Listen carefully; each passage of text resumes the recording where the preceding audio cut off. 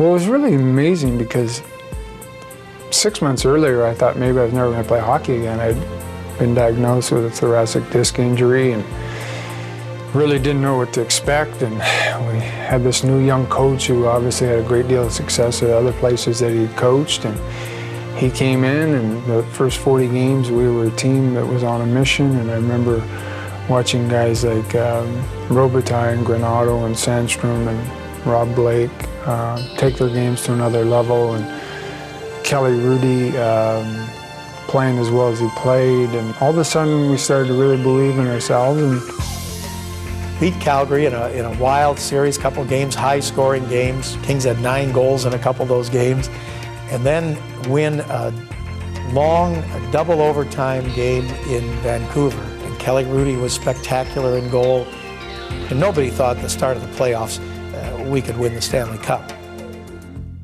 It is the hardest hitting, most vicious 7-game series I have ever seen in my life.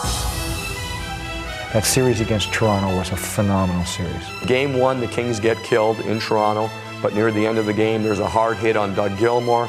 So McSorley makes the hit, Wendell Clark jumps in, there's a big shit.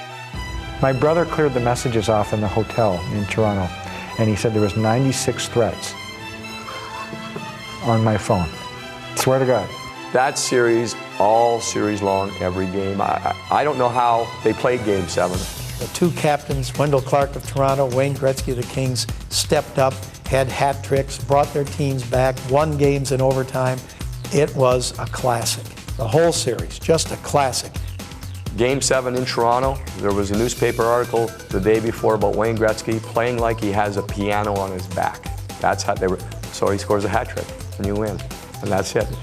And all of a sudden they scored with 1:01 to go, and it's a 1-goal lead, and we couldn't get out of our zone.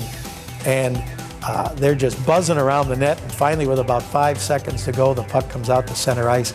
And I remember saying on the telecast, the Kings are going to the Stanley Cup Finals. They're 4 wins away from the Stanley Cup. People told me, I put that on my answering machine, you know, on their telephone at home.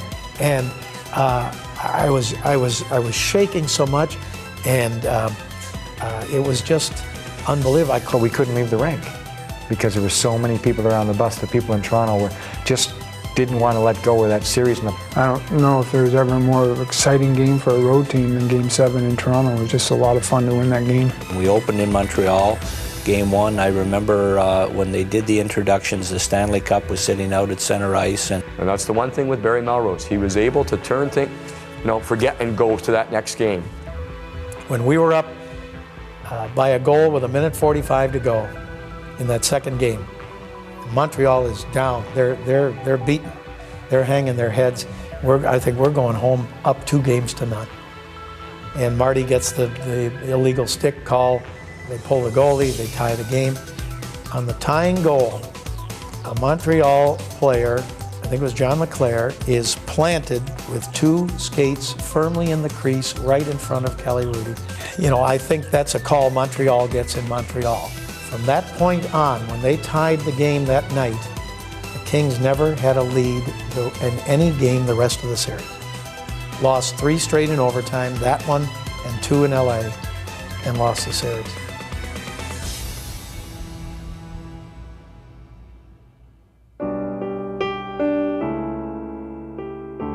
And I've said this before, probably the most enjoyable and satisfying part of my career, and yet probably the most disappointing because, when you lose 3 games in overtime in the finals, it's tough.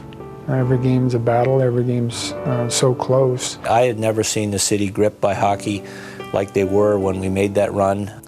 After the final game in Montreal, when they had won the Stanley Cup and we're flying back to Los Angeles, Bruce McNall is on the plane, and he's, we're upset over losing, but what a great run it was. And I remember thinking, finally, this team is on solid footing, and we've got a future, and we've got players, and we've been here once, we can be here again.